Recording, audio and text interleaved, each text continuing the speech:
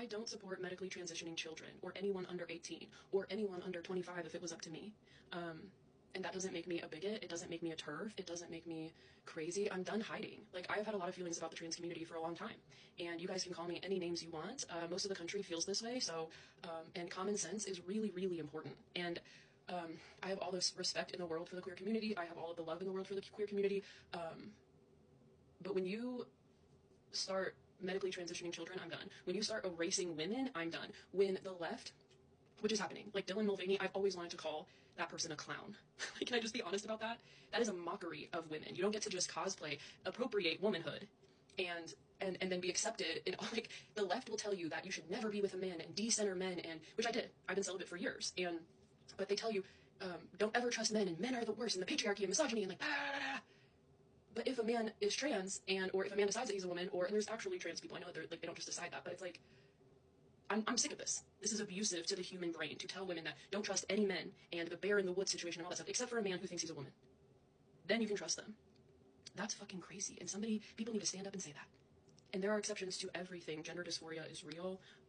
People, you know what I mean? Like, there's people who genuinely need to medically transition and it saves their life and changes their life. There are people who genuinely live as women and don't want to hurt anyone and have pure intentions. That's very, very, very real. I'm not discounting people who are trans that are genuine. And there are also a bunch of men who struggle with autogynephilia and things like that, and it's sexual for them. And there has been an erasure of women. Like, there is just this thing where it's like, what is a woman? We know what a woman is. So I support the trans community, and I also support common sense. Somebody like Blair White. I mean, somebody like Buck Angel, and you guys can say, oh, they're transphobic. They're trans.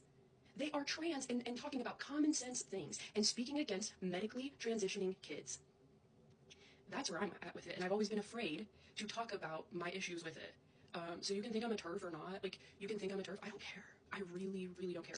The left has completely pushed me out. I owe the entire internet an apology for using the same woke cult language. I talk about cults on this channel, and I was a part of a liberal cult. And I'm not joining the alt-right. I'm not joining anything. I'm not labeling myself politically because I'm so tired of it. But there's so much going on with the dark side of wokeism on the left, and I have fully woken up to it. And telling children that they are possibly in the wrong body is one of the most abusive things I've ever heard. And honestly, all private parts are the same. Are they not? Are all private parts the same, or are they not? Like, why can't we teach people to love their own body? Again, if you have genuine gender dysphoria, okay, then you can go have that surgery when you're 18. We do the same thing with cars. We do the same thing with other things. Like, you can't drive until you're 16. It doesn't matter how big of a tantrum you throw about it. It doesn't matter if you say, oh, my life's over if I can't drive. You can't legally drive until you're 16. If somebody had told me, I was such a tomboy, and I was confused, and I was autistic, why don't I get to stick up for the autistic people who get sucked into the trans umbrella, who don't realize that they are just autistic? I have watched interview after interview after interview with an autistic person, yes, real people. I'm not just hearing this on the news. This is why I changed my mind. It's because I started watching interview after interview after interview with detransitioners. And those people are real, and they matter, and their stories matter. And I've seen autistic person after autistic person. I was like, I just didn't know I was autistic. I didn't know I was neurodivergent. I thought that what was wrong with me was I was trapped in the wrong body, and that could have happened to me.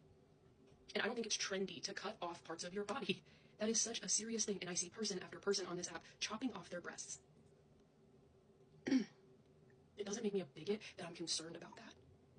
It's insane to look away from that, and so many people feel so abused by this entire conversation because we can't have meaningful, deep, nuanced conversations about it. It just has to be like, you're against it or you're for it. Why can't I be against the bad parts of it and be for the parts that are so valid? Why? How has that become abnormal in our culture? And I also played into it on the internet. I was calling people anti-Semites and white supremacists and all this stuff. And those things are real. They're out in the world. But we use them in the most, like, ridiculous ways now. And this is why the election went the way it went. Because I'm not a white supremacist or a bigot or a racist for voting for Trump. And I'm not scared to say that anymore. And I'm not, like,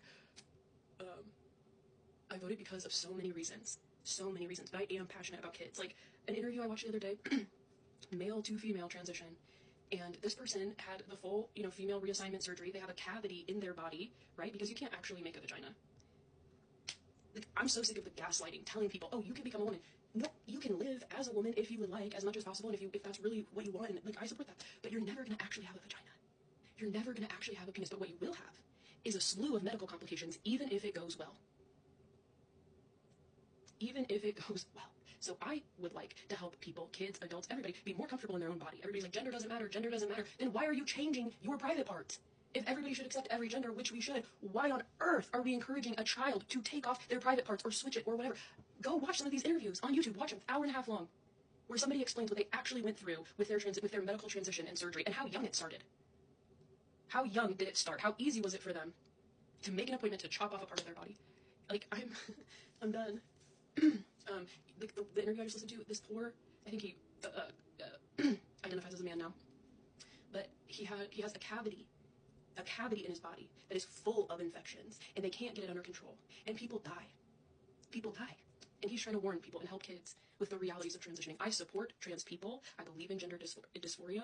I believe in supporting that. I believe in medical transitions for adults if you would like that, but I don't think it solves your problem. And you can call me a bigot all day. You really can. Not you. I'm just saying other people. I'm not afraid of these views anymore. I'm not afraid of these beliefs. Common sense needs to make a comeback. Thank you. This video is for educational purposes only. I'll see you soon, honey.